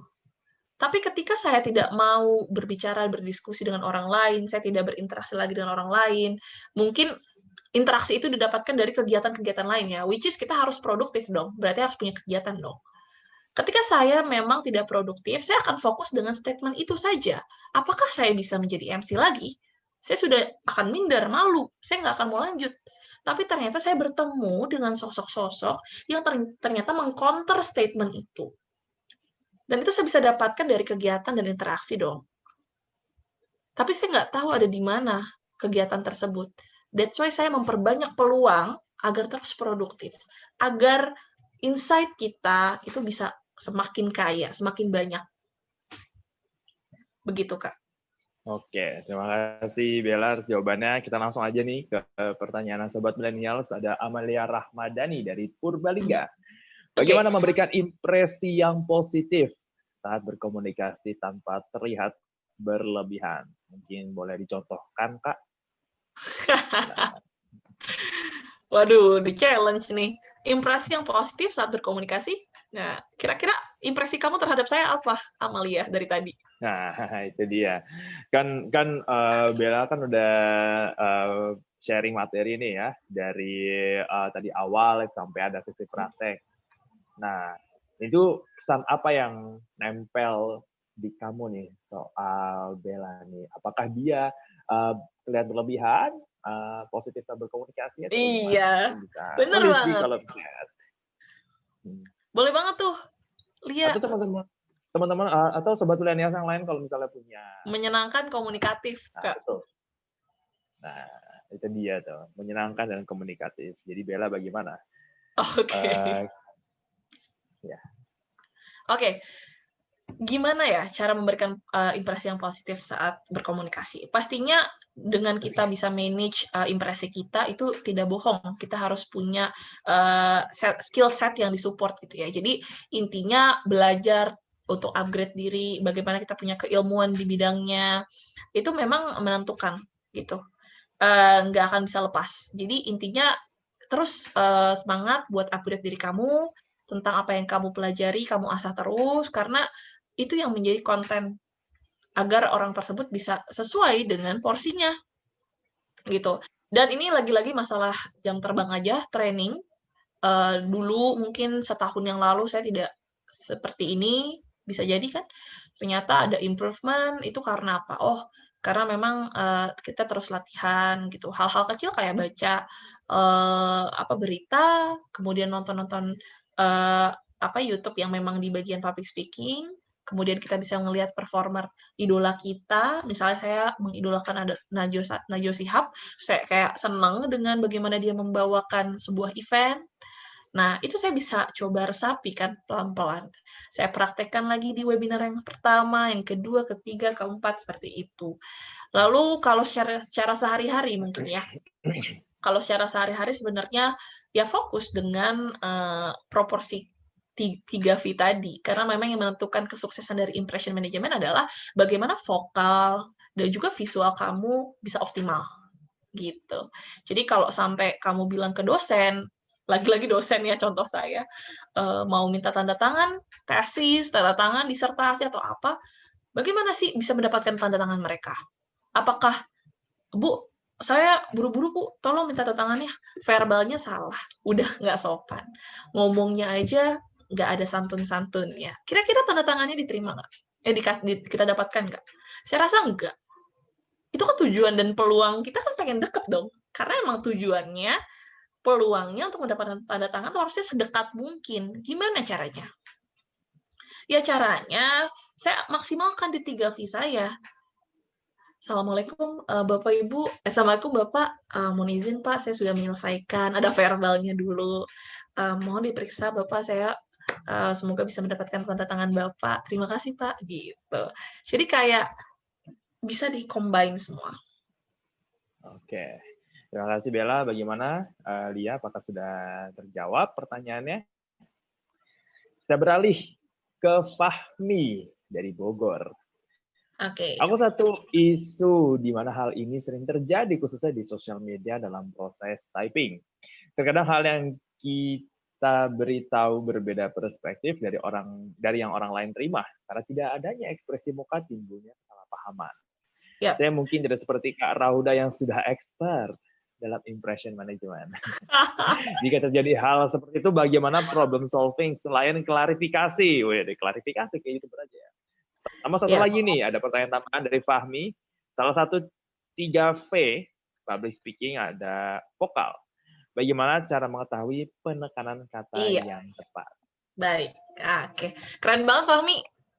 Suka banget sama pertanyaannya. Nah inilah yang namanya misunderstanding terjadi, ya kan? Kadang kita punya ekspektasi, kita kalau ngomong di chat nggak ada nadanya, intonasinya. Nah itu kita sebut noise namanya. Kalau di proses komunikasi, gangguan. Itu namanya noise, karena hilangnya komponen nonverbal. Karena yang menjadi suksesnya komunikasi adalah komponen nonverbal tersebut, yang bisa akhirnya membuat informasi mudah diterima. Kayak contoh saya nulis kayak gini ya. Misalnya, Kak Audi ngechat, Bel, thank you banget ya M-Talks hari ini. Nah, saya jawab sip, caps lock semua. Kalau tergantung dong personality-nya Kak Audi. Tapi kan kita akan balik lagi. kira-kira Kak Audi dalam keadaan apa ya nanti nerimanya? Apa dia lagi ngantuk, jadinya orangnya mutan, apa dia lagi happy apa gimana, atau dia anggap biasa. Tapi Kak Audi coba deh, kalau misalnya Kak Audi bilang, Bel, thank you banget ya MTalks hari ini, terima kasih. Gitu. Terus aku bilang, sip, gitu. Kak Audi kesannya apa, Kak? Menurut Kakak, aku ngomongnya kayak gimana? Ngomongnya kayak, sip, atau kayak, sip, sambil senyum. Nggak ketebak ya? Kalau jawabannya si Siket itu setelah dikasih feedback kayak gitu, buat aku itu nggak respect ya, karena yang namanya chat itu kan itu harus ada timbal balik sama kayak ngomong. Coba aja kalau misalnya aku tanyain, Bella terima kasih ya MTalks hari ini, kamu jawab sip, tetap aja kan rasanya nggak enak gitu, di sininya gitu kan. Ada Jawaban tanggapan macam apa ya? itu? Iya, Ada tanggapan yang nggak ini ya. niat gitu kan. Iya, di luar ekspektasi ya. Ya makanya bagaimana kita juga bisa memahami fitur teks dengan baik ya. Mungkin kalau Fahmi membuat itu, maksudnya sering terjadi, mungkin kamu juga harus tahu nih ekspektasi circle kamu atau siapapun itu bagaimana. Oh ternyata dengan adanya emot, dengan adanya kata-kata yang mungkin lebih panjang kayak sip, itu akan terdengar lebih enak. Nah itu kan sebenarnya culture yang sudah terbentuk sendiri gitu. Jadi mungkin bisa dibantu dengan optimalisasi fitur, lalu ya inilah kayak ketawanya aja kan kadang kita bisa hehehe gitu kan. Ini kan sebenarnya membantu memberikan penjelasan bahwa saya juga kondisi mood-nya baik loh gitu. Jadi memang optimalisasi fitur menjadi salah satu problem solving sih menurutku karena sering banget gitu. Ini aku kasih contoh nih, aku kasih kirim di chat nih. Ini chatnya Bella pertama ke aku lewat DM Instagram. Iya, benar. Dari komentarin postingan artikelku di IG Ruang Millennials nih. Dia kita kan belum kenal nih tadi ya kan ya. Meskipun aku tahu kita progresif, tapi kita belum kenal. Kenalannya di chat. Halo Kak Auditio, salam kenal. Aku dengan Bella. Let's connect. Emot senyum. BTW, kita juga cukup banyak yang mutual ya. Di Radio FM juga ya Kak. Thank you. Nah, di sini terlihat gimana Bella tuh memberikan impression yang cukup bagus ke aku ya, karena ya satu dia memperkenalkan nama, terus salam kenal, connect, ada emot senyumnya kan, jadi kayak nggak kaku-kaku amat lah gitu kan. Dan dia bilang mutual kita cukup banyak, oh berarti pasti Bella kenal sama beberapa temanku gitu kan. Dan dia langsung nanya di Radio FM juga ya, padahal aku nggak bilang aku kerja di radio, tapi dia tahu kalau aku kerja di radio, artinya dia sudah kepo itu Instagramku, jadi bisa tanya sesuatu yang relate gitu kan. Betul. Ini kan di chat kan. Beda kalau misalnya kalau ketemu tatap muka, ya kan bisa ngeliat ekspresi mukanya Bella, ngeliat bahasa tubuhnya Bella, ya kan. Tapi ini kan chat gitu kan. Nah, betul. Ini kan coba nih sobat milenial susah nggak nih mencerna ini chat pertama Bella ke aku gitu kan, yang dari chat ini akhirnya menghasilkan kolaborasi seperti ini. Coba.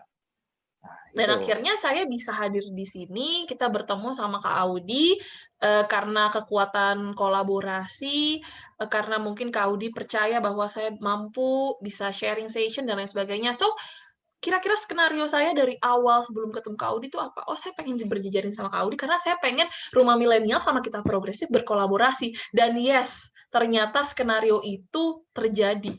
Tapi saya tidak expect sampai dengan saya diundang MTalks. Jadi ketika itu melebihi ekspektasi, itu anggaplah menjadi bonus. Tapi lebih kepada skenario saya adalah saya pengen ada kesempatan berkolaborasi dengan Rumah Millennials gitu. Nah, gitu sih Fahmi, optimalisasi fitur. Iya, jadi kadang kita kan kalau misalnya kayak di chat sama stranger gitu kan, kita ya dewasa ini kita kan mikir, wah ini orang mau ngapain nih ke gue nih kan, gue mau prospek lagi gitu ya. Benar. Ini pasti ada maunya nih kayak gitu kan. Iya. Memang pasti ada maunya itu kan. Tapi kan tujuan kan nggak benar-benar ditunjukkan kayak secara gamblang kelihatan benar, banget kan nonverbal gitu, kan. Makanya. Yes. Makanya adanya nonverbal. Soalnya Fahmi nonverbalnya di teks itu digantikan sama emot gitu. Itu nonverbalnya digantikan sama emot. Jadi memang mau nggak mau kita harus optimalisasi fitur emoticon ataupun kata-kata yang memang mencerminkan, kayak contoh kita capek, view gitu kan. Kadang kita kalau mau ngechat view gitu kan, atau kayak gitu kan, atau huff. Nah, apapun bentuk nonverbal kalau mau diterjemahkan di lisan itu tuh bagus banget di di Iya, teks ya, gitu. Jadi memang iya. sebisa mungkin optimalisasi dan terjemahin segala macam yang pengen kamu sampaikan di komunikasi langsung yang emang nggak bisa di-provide sama teks gitu. Iya. Dan apa namanya, itu juga menggunakan emoticon dan bahasa seperti itu juga harus tahu ngajakin ngobrol sama siapa ya. Kan karena Bella tahu Benar, kalau aku sama-sama anak muda, kan saya sama-sama anak benar, muda. benar, Pasti benar. santuy Positioning. lah gitu kan. Ya pasti Mm-mm. kalau misalnya kayak gitu sama misalnya mau nyari narasumber gitu kan untuk Yes, ngobrolin terus cara chatnya kayak gitu, gimana tuh Bella? yes. Kalau misalnya cara chatnya Ya, anak kayak gini gimana? ya right time and right place ya. Karena Iya. memang kita harus tahu kan sama panggung sandiwara kita sesuai dengan role kita. Kita bermain peran sebagai apa? Oh, kita berperan sebagai seorang humas yang menghubungi narasumber yang lebih tua. Kira-kira bagaimana ya? Oh, harus santun, harus respect gitu. Ketika ada view huff itu jangan sampai gitu. Gitu loh. Oke, gitu sih paling Iya. sama sekaligus menjawab pertanyaan Fahmi ya. Bagaimana cara mengetahui penekanan kata yang tepat. Nah, ini kamu harus sering-sering baca, Fahmi. Sering mendengarkan juga video-video mungkin, karena nanti intonasi itu sebenarnya butuh latihan aja agar kita bisa tahu sense-nya di mana gitu. Kayak contoh, aku membaca Fahmi kata-katanya begini. 3V public speaking-nya kan ada vokal. Nah, padahal kan intonasinya tuh terserah kan.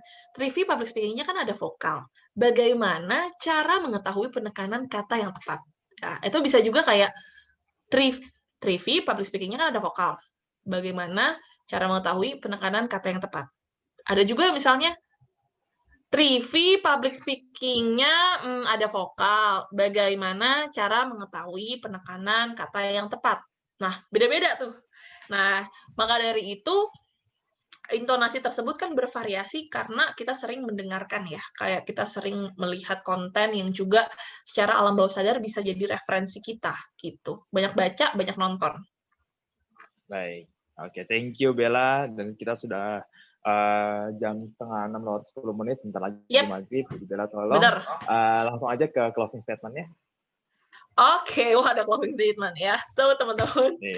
thank you banget kesempatannya. Mungkin pesanku adalah teman-teman harus udah mulai bisa membuat skenario impresi ketika teman-teman menjalani kehidupan ini ya, mulai dari hal kecil sampai dengan hal besar, khususnya untuk mencapai tujuan. Jadi bagaimana kita bisa mengontrol, memanipulasi impresi yang pengen kita sampaikan sesuai dengan kebutuhan kita.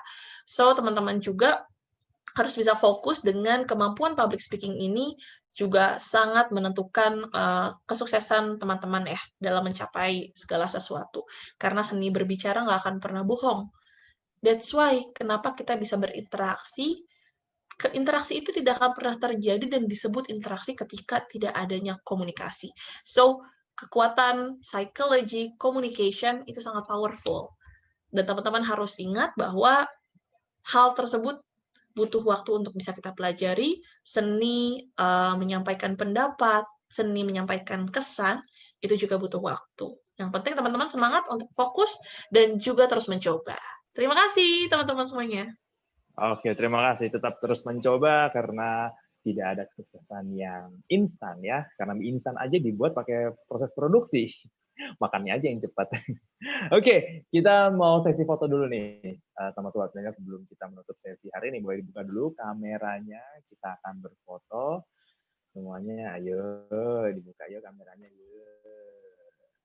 Ada Fahmi, ada Mutia Fauzia, Malia, Arif, Imo, Putri Yuliana, Farhan Dasiap, ada Arif Munandar, dan juga Via. Ya. Dan juga Mas Pada live Fadli. ya. Oke, siap semuanya ya. Oke, mana nih? Tadi Amalia. Oh, oke. Siap ya? Yuk. Semuanya lihat kamera. Kita cium yuk. 1, 2, 3. Oke. Sebentar ya. Sekali lagi. Yuk. 1, 2, 3.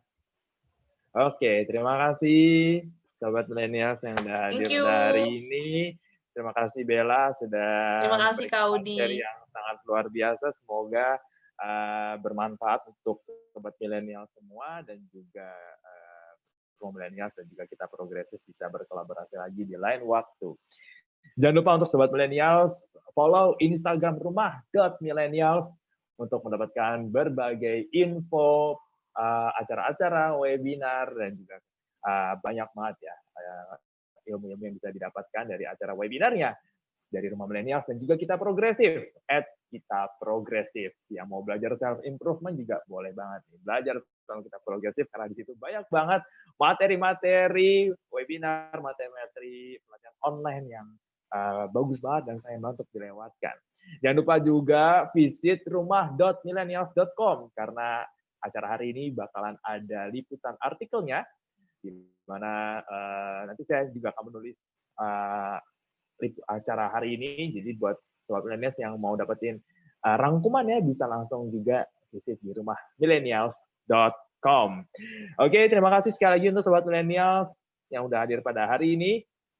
Selamat bermalam minggu dan sampai ketemu lagi di pertemuan selanjutnya.